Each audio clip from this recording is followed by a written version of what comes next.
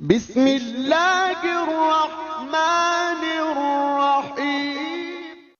پھر یہ میں دو حدیثوں کو ملا کے پڑھوں جو امام حسین نے فرمایا حضرت حجت کے لیے، فرمایا کہ میرے اس فرزند میں ویسے تو تمام انبیاء کے وارث ہیں، یہاں فرمایا کہ فی ہے سنن من الانبیاء، انبیاء کی سنتیں اس فرزند تک، سبحان اللہ۔ فرمایا کہ جو نوح علیہ السلام سے سنت پہنچی ہے میرے فرزند تک وہ عمر طولانی ہے۔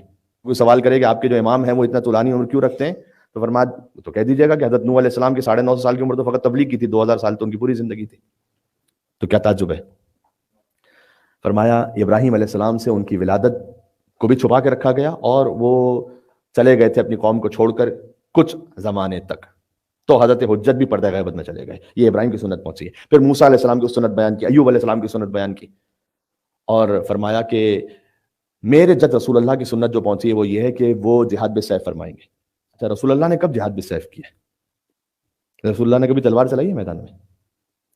مولا علی علیہ السلام کا جو جہاد ہے نا وہ در حقیقت جہاد رسول اللہ ہے، یہ بات ذہن میں رکھیے گا۔ اس خاطر ہے کہ میں یہ کہتا ہوں کہ علی کی تلوار کا نام ہے ذوالفقار اور نبی کی تلوار کا نام ہے حیدر کرار۔ ہاں، بات ایک بہت اہم بات ہے جو میں پیش کرنے لگا ہوں امام زمانہ علیہ السلام سے متعلق، اور بہت ریلیونٹ ہے آج کے زمانے میں۔ امام نے فرمایا کہ کچھ وہ ہوں گے کہ جو مرتد ہو جائیں گے، ان کی غیبت طولانی ہوگی، مرتد ہو جائیں گے۔ مرتد کا لفظ حدیث میں مرتد ہو جائیں گے، چھوڑ دیں گے۔ مرتد کا مطلب کیا ہوتا ہے؟ مرتد کا مطلب پہلے ایمان رکھتا ہو پھر پلٹ جائے۔ جو پہلے سے نہیں مان رہا اس کی بات نہیں ہو رہی یہاں پر ہم اور آپ میں سے شاید کسی کی بات اللہ نہ کرے، کہا مرتد ہو جائیں گے۔ کچھ وہ ہوں گے جو ہماری ولایت پہ ثابت قدم رہیں گے۔ اجر ان میں سب سے زیادہ اس کا ہے کہ جب ان کے سامنے میرے فرزند جو نوے فرزند ہیں ان کے نام سے انہیں اذیت دی جائے یا تکذیب کی جائے۔ آج مثال طور پر انجینئر مرزا صاحب نے جھٹلا دیا نا، کہا کہ بھئی کون مہدی ہیں، اگر ہو تو واٹس ایپ نمبر وغیرہ ہمیں دیجیے۔ آپ کے دل پہ غم آیا کہ نہیں آیا؟ ہوا، تکلیف ہوئی آپ کو؟ فرمایا سب سے افضل مقام وہ ہے کہ جب میرے فرزند کی تکذیب کی جائے گی تو وہ صبر کریں گے اور ولایت پہ ثابت قدم رہیں گے۔ کہ جو ایسے ہیں ان کا مقام وہ ہے کہ جیسے رسول اللہ کے ساتھ جہاد بالسیف کرتے ہوئے بدر و احد کے میدانوں میں شریک ہو۔ غیبت کے زمانے میں صابر برابر ہے رسول اللہ کے زمانے کے مجاہد کے۔ بات ذہن میں رہی؟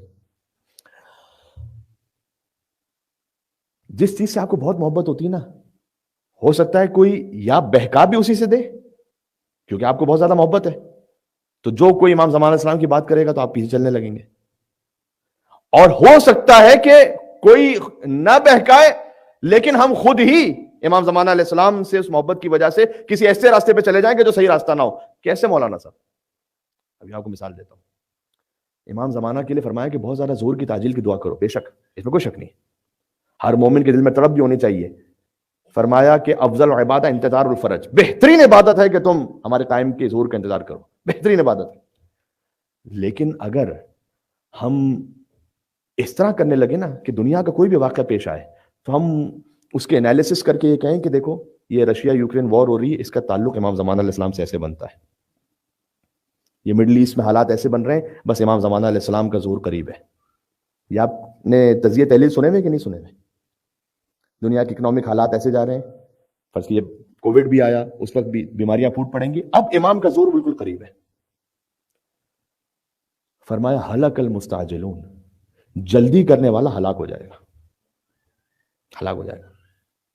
کیسے ہلاک ہوگا؟ یہ آج کی بات نہیں، خالی ذرا سن لیجئے گا، آج کی بات نہیں خالی۔ علامہ مجلسی پتہ ہے کب گزرے ہیں؟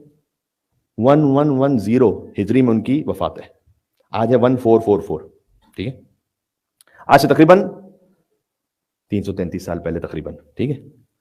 علامہ مجلسی گزر گئے، وفات پا گئے۔ انہوں نے کتاب لکھی، وفات ان کی ہوئی ہے 1110 میں، کتاب یہ لکھی ہے 1078 میں، 1078 میں کتاب انہوں نے لکھی رجعت کے نام سے۔ اس کتاب کے صفحہ نمبر 50 سے لے کر 64 تک ایک پوری بحث کی انہوں نے، کچھ حدیثوں کو لکھا، اور انہوں نے کہا کہ جو صفویوں کی حکومت ہے، جو شیعہ حکومت تھی، بس یہ وہ حکومت ہے کہ جس کے بعد امام ظاہر ہونے والے۔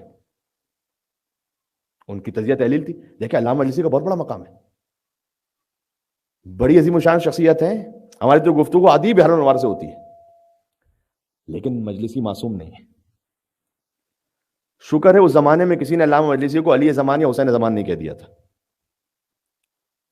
ورنہ ہوتا یہ کہ مجلسی صاحب تو کہہ کے چلے گئے، اس کے بعد پھر جب علی زمان حسین زمان یہ چیز کہہ کے چلے گا وہ پوری نہیں ہو تو پھر کیا کریں گے آپ؟ پھر تو یا تو سر پکڑیں گے یا پھر کوئی تعویل کریں گے. یہ تو لوگ گزر جاتے ہیں تو پھر پتہ چلتا ہے کہ اچھا بھائی کچھ اشتباہات بھی ہوئے، ہر بڑے سے بڑے عالم سے ہوئے. تو علامہ مجلسی نے انہوں نے کہا اس زمانے کے حالات کے مطابق بس مجھے لگتا ہے کہ صفویوں کی حکومت کے ساتھ امام زمانہ کا ظہور ہونے والا ہے. 400 سال گزر گئے. اچھا اس سے پہلے لے کے جاؤں آپ کو سید ابن طاؤس، 664 میں ان کی وفات ہے، 800 سال پہلے.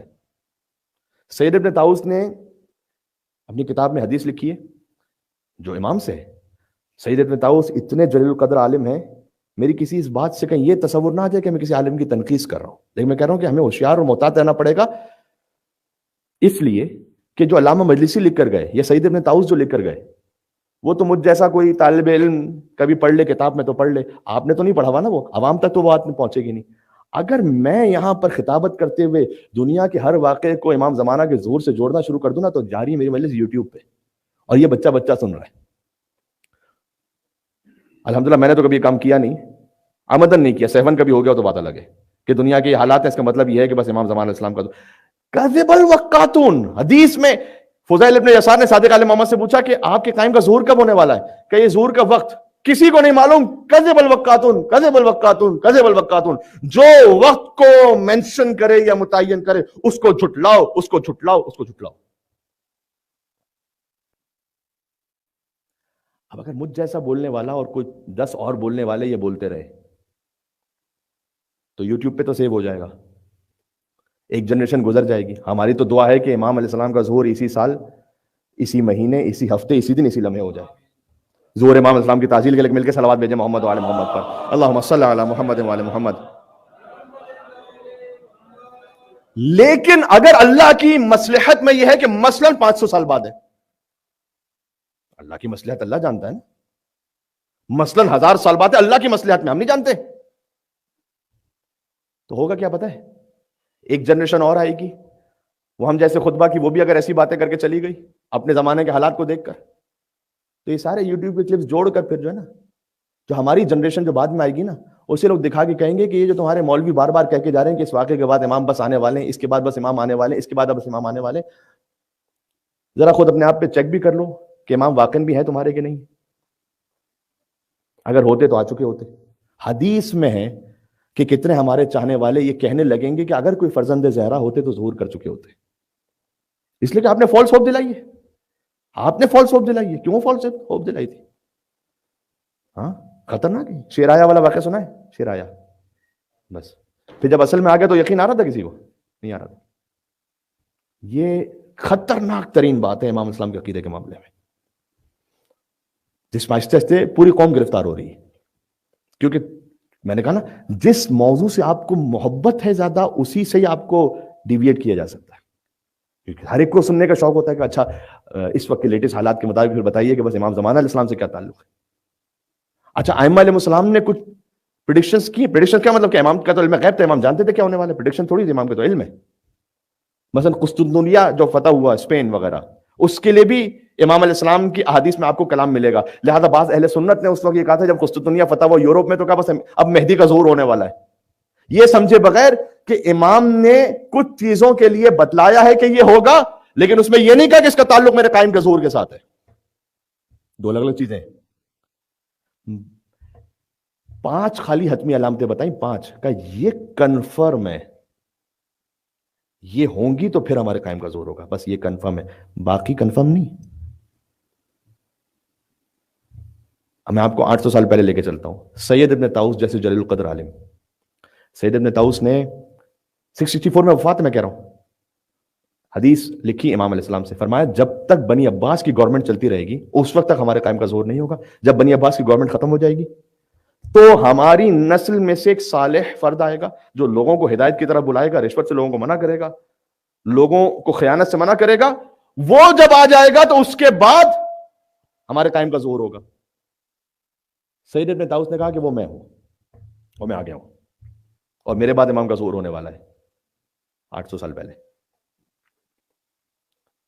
اس حدیث کو بعض لوگوں نے لکھا کہ شاہ اسماعیل صفوی مراد ہیں، علامہ مجلسی کے دور میں جو صفوی گورنمنٹ کے بادشاہ تھے.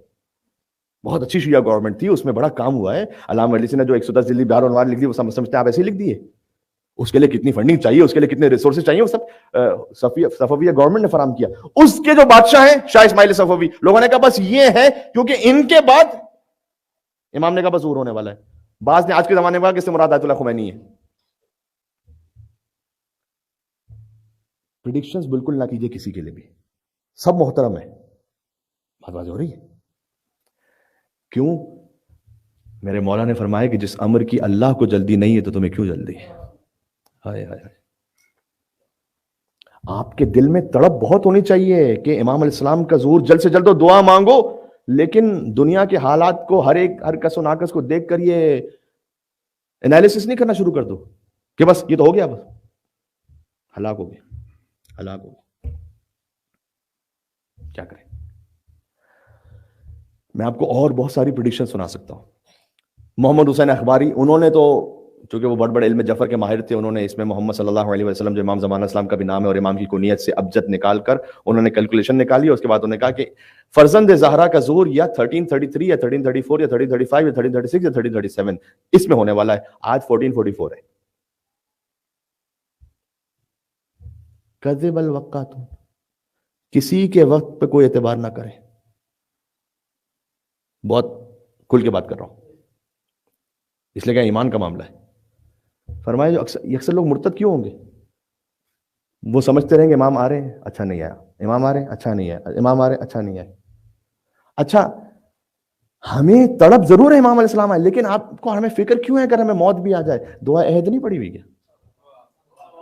ہائے ہائے ہائے, مل کے صلوات بھیجتے نام ہے امام زمانہ جل اللہ تعالیٰ فرجہ شریف پر.